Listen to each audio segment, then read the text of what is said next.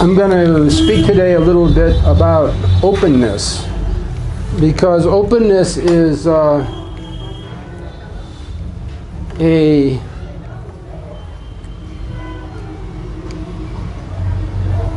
probably the most important aspect of the proper view.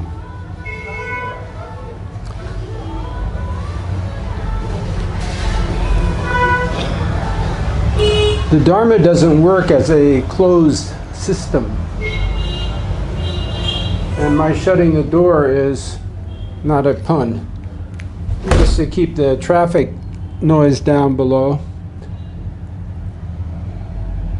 I'm speaking from the oldest section in Kathmandu, an area called Nara Devi.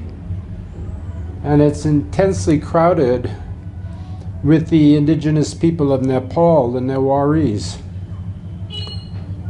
And I love this neighborhood. One of the reasons I love it is it is so open. People act in an uncontrived way, very humble, and do not put on any false facades. And false facades is really a problem, because many people in organizations unknowingly put on false facades unintentionally. And this happens when we become so restricted to one way of thought that we do not open to other ways of thought, and we lose sight of just how much we have secluded ourselves from others and other organizations. So it happens both on a personal level and on a organizational level.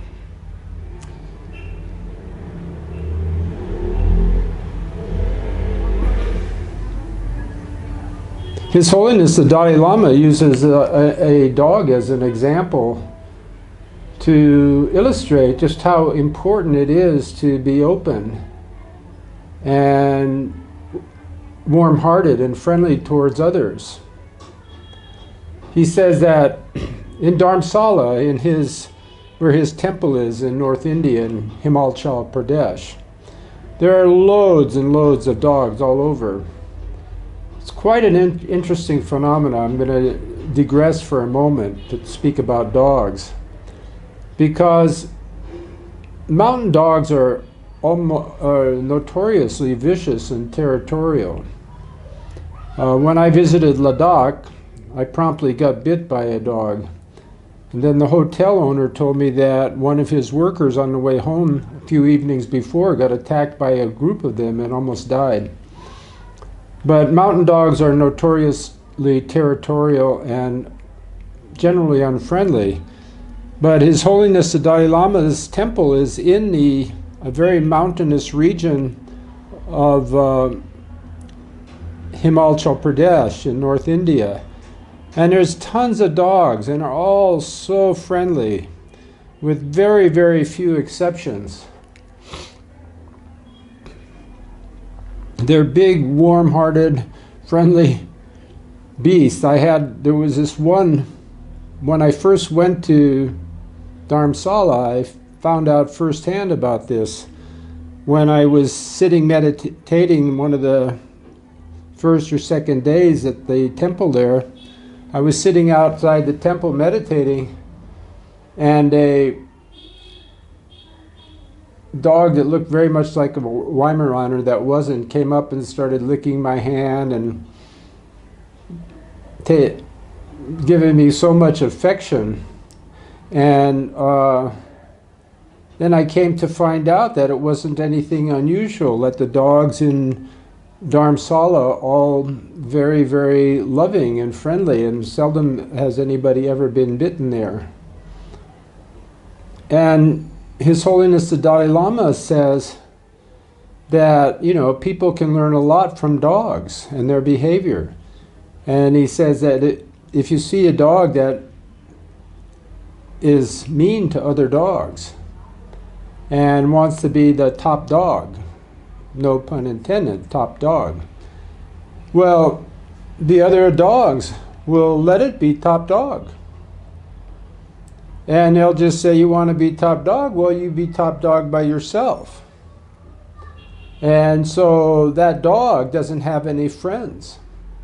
And it may own its own territory, but nobody wants to go there anyway, because that dog is so exclusive, thinks that it is number one.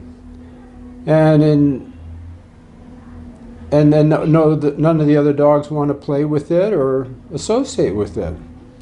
So the dog succeeded in isolating himself only because of not being open. So the Dalai Lama says, as people, we should learn from this, because it's human nature to be social and want friends and want to be in the company of others and be liked too. Be liked by the community of dogs and have lots of friends and wag our tail, have a good time. But people who are not open and are self-righteous, well, they just isolate themselves from others in their self-righteous attitudes. They tend to think that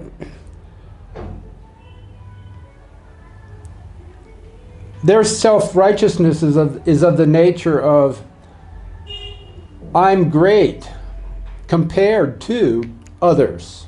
In their way of thinking is based like that. It's okay to think, I'm great. More power to you. I'd love to think that about myself too. It's not a bad way of thinking. I'm great. But as soon as that I'm great is based on looking down on other people as not great, you have problems, because your greatness is basically founded on a denigration of others, other people's beliefs, other people's path, other people's ideas, and other people's looks and way of being. And if you contrast that with another I'm great, which is just being great, you know, like Muhammad Ali, I'm the greatest. And he was. But it wasn't because everybody else, he looked down on everybody else. He was truly great. He was a great fighter. And he was open on going one-on-one with anybody. So he was also very open. He was open to other people, or other situations. The possibility that others were better than him. And although he said, I'm the greatest, he was willing to test himself. And he was open that somebody else might be greater. He may not have met them, but he was open to the fact. So in a way, Muhammad Ali was also very humble, because his I am the greatest wasn't a put down on others. It was based on his own understanding of how to box, how to fight. And he proved himself to be one of the greatest fighters of all time.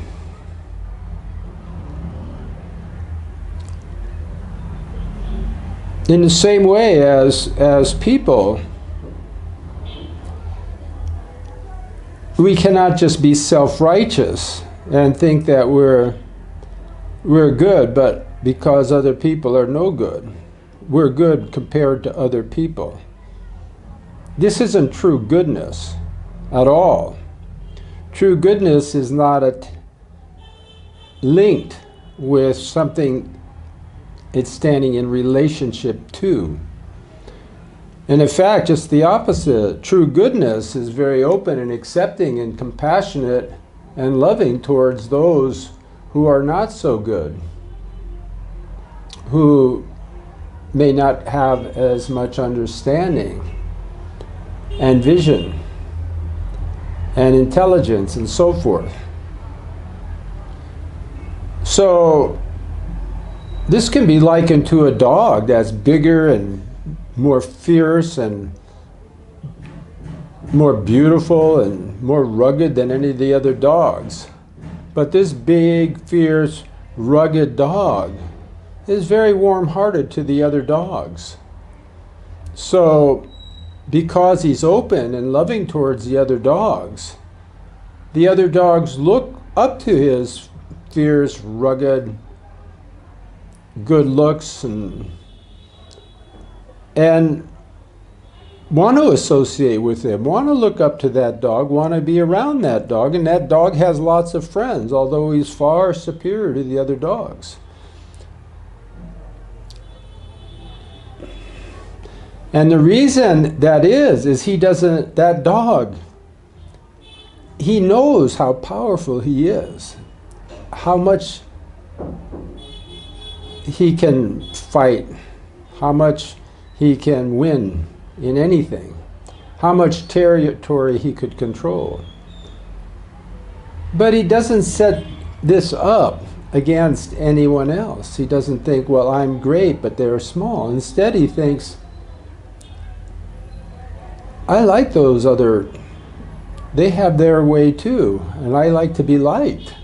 I like to be part of the dog community.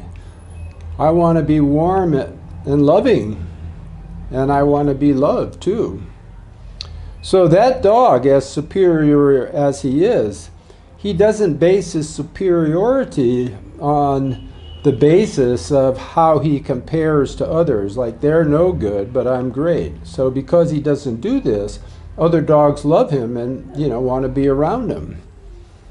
So it's very different than the dog that isolates himself in his own self-righteousness and his own fierceness and his own aura of power and knowledge and control. So, as people and organizations, we want to be liked by others in the community. We want to be recognized.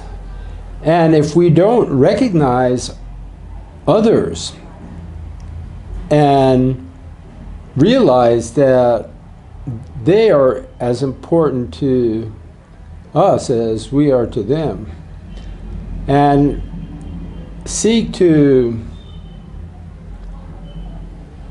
not set ourselves up by putting others down, whether silently and through ignoring others, being dismissive towards others, like I'm really great, but who knows about those other people. Not being dismissive, not being passively aggressive, like establishing oneself as the number one, but only recognized by yourself as being number one. And nobody else could even care. So many people and organizations are like this. They set themselves up as number one, and it's all based on a dismissive attitude towards others. So others don't recognize their number oneness, only they recognize it. So this kind of number one is like being like the lowest rung of the ladder that you can be, like the big, powerful, isolated dog that nobody wants to be around. He's just totally miserable in his own self-righteousness.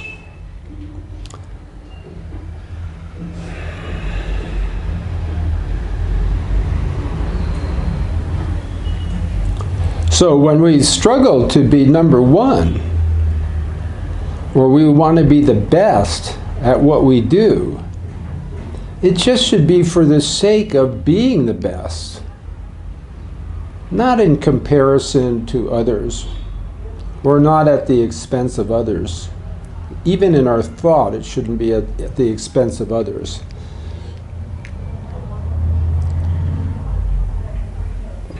We should build ourselves as high as our aspirations can allow us to conceive, and work towards our goal with full vigor.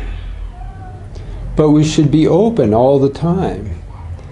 And if we cannot work towards our highest aims, ambitions, without a sense of love and respect for others who may not share our own particular viewpoint, our own particular way, if we cannot strive to reach the highest without it being at the expense of developing a dismissive attitude towards others and a self-righteousness that isolates us from everyone else, it's a totally worthless way of being and totally worthless ambition. And we have to take a good look at ourselves. Because if we develop a one-sided approach that sets us apart from everything else, we can never achieve any kind of realization whatsoever or happiness. So what we practice should be inclusive and respectful of people, ordinary people. In fact, there is no real high or low. Like we cannot say that a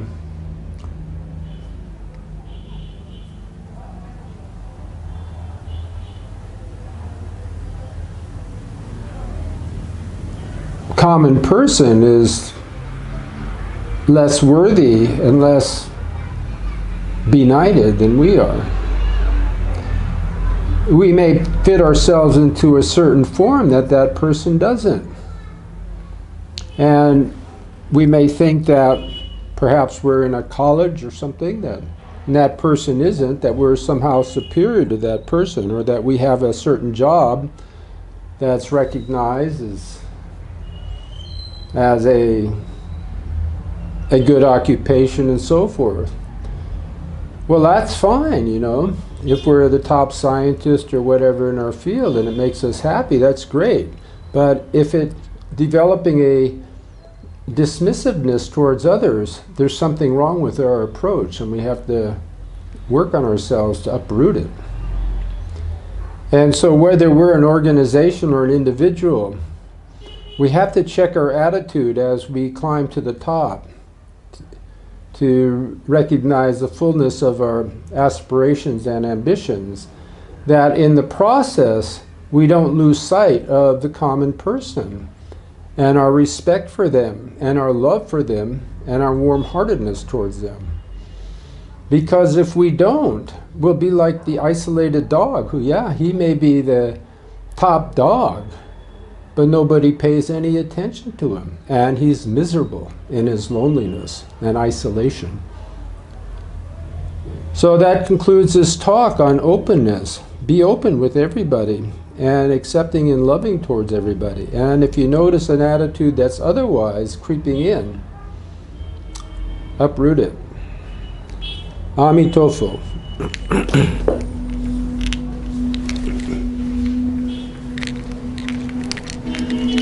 I love you.